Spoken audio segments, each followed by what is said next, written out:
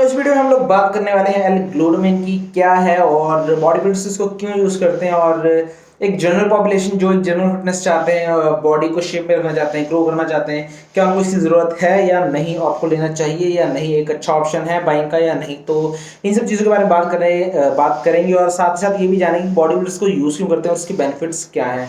तो L glutamine एक amino acid है दैट मीन्स ये प्रोटीन का ही पार्ट है और ये एक नॉन एसेंशियल अमीनो एसिड आपकी बॉडी खुद प्रोड्यूस करती है और कंडीशनली एसेंशियल है।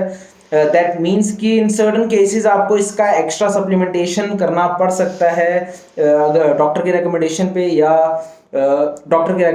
अगर आपको कोई सर्वाइवल इलनेस है या आपको कोई भी इंजरी हुई है जिसमें आपकी बॉडी इनफ ग्लूटामिन प्रोड्यूस नहीं कर रही है, तो उस केस में आप दे सकते हो। तो कंडीशनली एसेंशियल इसको मान सकते हो, अदरवाइज ये नॉन एसेंशियल है, आपकी बॉडी खुद प्रोड्यूस करती है। तो जैसे कि मैंने बताया कि एक मेन कंपोनेंट है प्रोटीन का, एक मेन बिल्डिंग ब्लॉक है प्रोटीन का। दैट मीन्स कि आपकी प्रोटीन जो आपकी प्रोटीन फॉर्म होता है आपकी बॉडी में, वो जो प्रोटीन आप देते हो बॉडी को, तो उसमें सबसे ज़्यादा अमीनो एसिड जो अवेलेबल होता है वो ग्लूटामिन होता है। तो इसीलिए आपने बहुत सारे वे प्रोटीन के डब्बे अगर खाए होंगे तो उसमें एक अलग से मेंशन किया होता है कि 5 ग्राम इसमें ग्लूटामिन है। तो वो सिर्फ एक बेवकूफ़ बनाने का तरीका है कि इसमें ग्लूटामिन एक्स्ट्रा ऐड करा हुआ है, जबकि अगर किसी भी चीज़ में प्रोटीन है, किसी भी फूड में आप प्रोटीन ले रहे हो उसमें ऑलरेडी ग्लूटामिन है, अदरवाइज वो प्रोटीन ही नहीं होगा। बिकॉज जो प्रोटीन में सबसे ज़्यादा अवेलेबल अमीनो एसिड है वो ग्लूटामिन है, उसके बाद आते हैं ल्यूसिन, आइसोलेसिन और उसके बाद बाकी के सारे अमीनो एसिड्स आते हैं जिसमें एसेंशियल और नॉन एसेंशियल दोनों मिक्स होते हैं। 9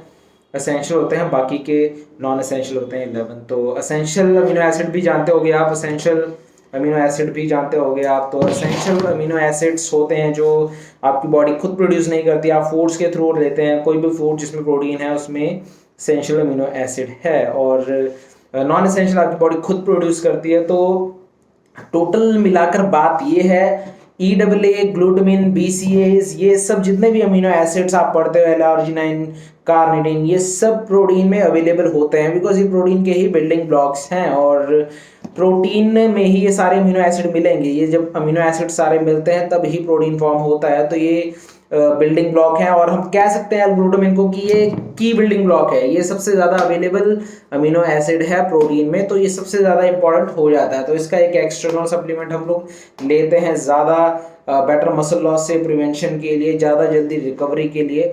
तो इसके लॉन्ग टर्म में कोई बहुत ज़्यादा इसकी स्टडीज़ हुई नहीं है कि इसके लॉन्ग टर्म बेनिफिट या साइड इफेक्ट्स के बारे में पता लगे, बट जितने भी शॉर्ट टर्म यूजर्स हैं उसमें कोई साइड इफेक्ट्स के देखे नहीं गए हैं और साइड इफेक्ट्स होते भी नहीं है बिकॉज ये अमीनो एसिड है और प्रोटीन में ही होता है।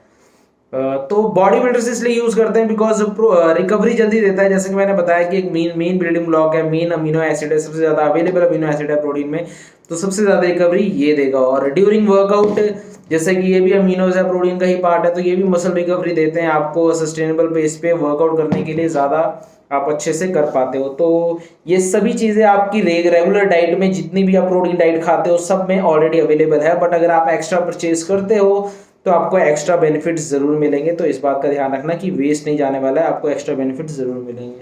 और जहाँ तक बात रही बॉडी बिल्डर्स क्यों यूज़ करते हैं, तो यार बॉडी बिल्डर्स तो ये सप्लीमेंट है बेसिक से, वो तो बहुत कुछ यूज़ करते हैं और उनका स्पोर्ट्स है, यूज़ करना भी चाहिए। जो स्पोर्ट्स की रिक्वायरमेंट है उसके अकॉर्डिंग वो यूज़ करते हैं, सारे सप्लीमेंट्स करते हैं, चाहे ये ओसिटिन, मैलेटो, बीटा एलैनिन, इतने सारे सप्लीमेंटेशन बॉडी बिल्डर सारे यूज़ करते हैं जो कि ऑलरेडी अवेलेबल होता है फूड में।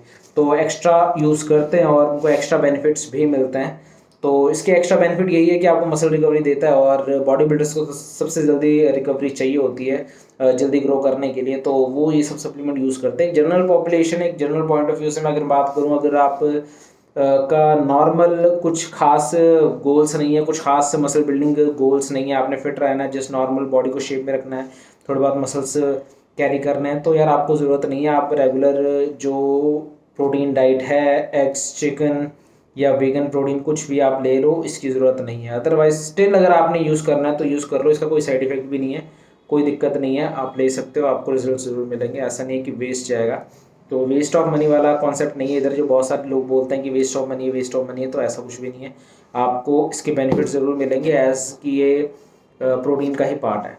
तो ये एक छोटा सा वीडियो था, आई होप कि आपको अच्छा लगा होगा। तो बहुत जल्दी मिलेंगे नई वीडियो के साथ, तब तक के लिए बाय बाय। और यार चैनल सब्सक्राइब कर दो, बहुत कम है सब्सक्राइबर और इन्फॉर्मेशन अच्छी लगी है तो लाइक ज़रूर कर देना, और बहुत जल्दी मिलेंगे न्यू वीडियो के साथ। तब तक के लिए बाय बाय।